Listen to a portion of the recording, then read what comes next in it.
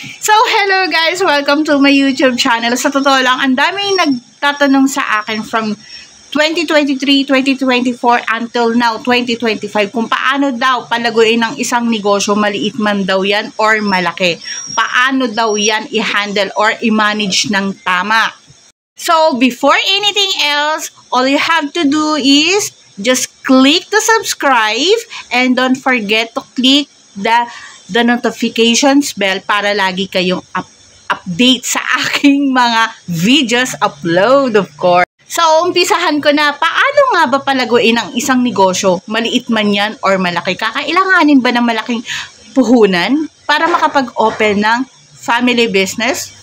Alam nyo ba guys, sa totoo lang, sa mundo ng negosyo, hindi hadlang kung maliit man yan or malaki. Siyempre, pagdating sa pagpapalago, kailangan ninyo i-manage ng maayos or i-manage ng maigi. Siyempre, andyan dyan yung maliit man yan na kumpanya or malaking kumpanya or tindahan man yan or sari-sari. Pareho yan na nangangailangan ng maayos na pagmamani. At siyempre, samahan na rin yan ng dedikasyon, no, upang mapalawak ninyo ang kita at maabot ang tagumpay. Kasi sa artikulong ito, pangkasalukuyan talagang importante kang mag-isip kung ano ba ang magandang options. Kung ano yung mga magagandang strategy na para sa iyong i-open na negosyo. Maliit man yan or malaki na negosyo, kailangan pa rin na may kakayanan ka. Siyempre, para mapalago at mapaunlad mo yung iyong i-open na negosyo. Ano na nga ba yung mga 10 hakbang kung paano palaguin ang negosyo, maliit man yan or malaki? Okay, sige, i-discuss ko sa inyo isa-isa. So, number 1, kailangan may malinaw kang strategy. Siyempre, kailangan malaman mo muna yung target mo. I mean, yung target market ha. Ang ibig ko sabihin is yung value of preposition. Kasi nga, syempre, itataguyod mo ang iyong selling points. Syempre, kailangan may malinaw na plano ka dyan bago ka mag-umpisa. Para mas mapadali ang pagpapalago mo ng negosyo. Okay, dun tayo sa second step. Syempre, nandiyan yung pag-aaral at pagsusuri. Ano nga ba yung pag-aaral at pagsusuri? Siyempre guys, mahalaga yung pag-aaral at pagsusuri. Kapag patuloy kang pinag-aaralan mo ang isang bagay, lalo na yung pagninegosyo, kailangan mong malaman kung ano yung mga trend or uso at kung ano yung mga matitinding pangangailangan ng mga customer. Kasi andyan papasok ang mga competitive or yung puwersa. Siyempre, magkakaroon ka dyan ng matinding idea or may malawak kang idea para sa mga bagong produkto, mga bagong usong items ngayon, at serbisyo, hindi mawawala yan. Kailangan maging mabuti ka sa customers mo. At siyempre, hindi mawawala dyan yung pag-aalok mo. Siyempre, mag-aalok ka kung ano yung offer ninyong klaseng services, kung ano ba yan. Number 3, dyan tayo sa epic marketing at promotion. Familiar ba kayo?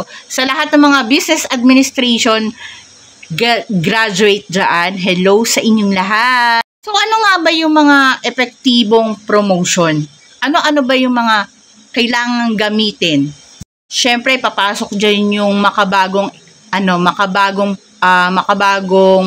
gamit. Ano nga ba yung makabagong gamit natin ngayon, 'di ba?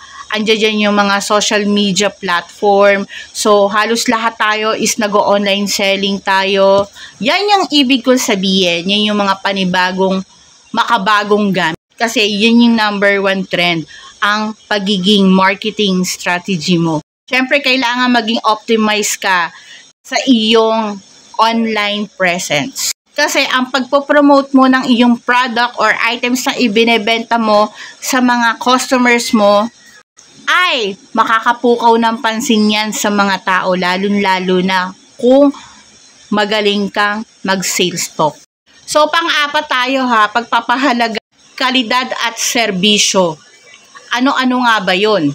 Siyempre, yung kalidad at serbisyo kailangan nasa pinakamataas na level. Siyempre, ituring ninyong bawat customer na special, mahalaga sila. At hindi mawawala dyan yung customer service o magandang serbisyo para sa kanila. Siyempre, ang magandang karanasan ng customer or experience is yan, dagdag points yan sa negosyo mo. Kasi andyan dyan papasok yung loyalty.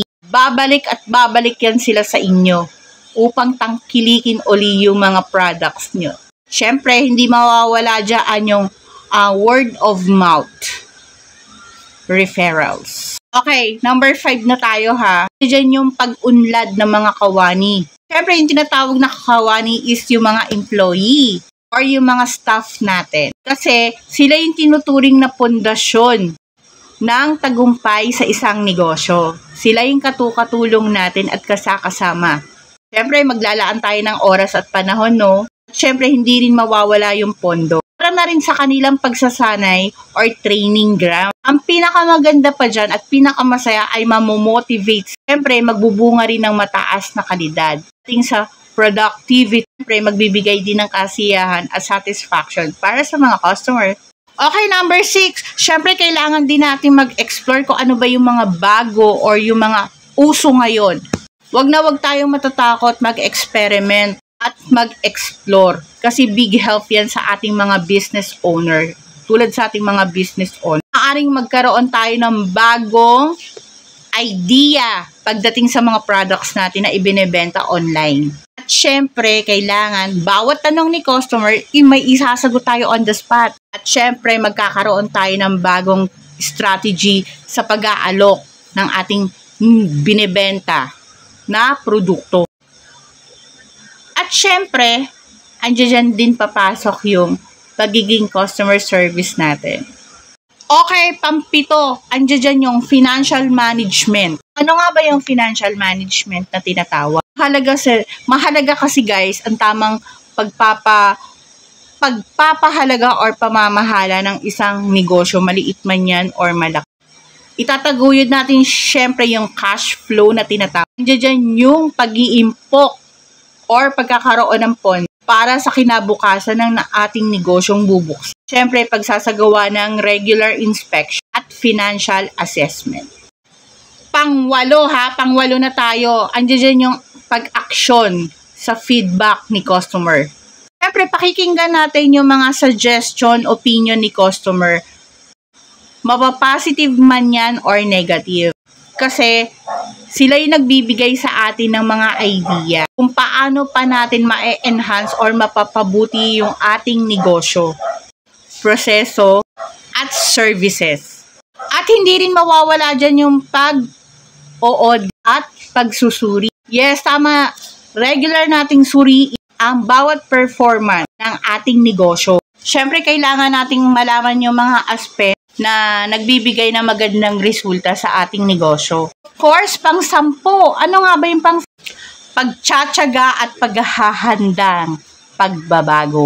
Siyempre, sa pagninegosyo, andyan yung mga pagsubok na hindi natin ine-expect. At siyempre, isasama na rin yung pagkakamali. Yan yung mga proseso ng sa isang negosyo ay hindi madali. Gusto mo mapaunlad ang iyong negosyo, kailangan mag-focus ka at kailangan tama ang pagmamanage mo or yung pag-handle.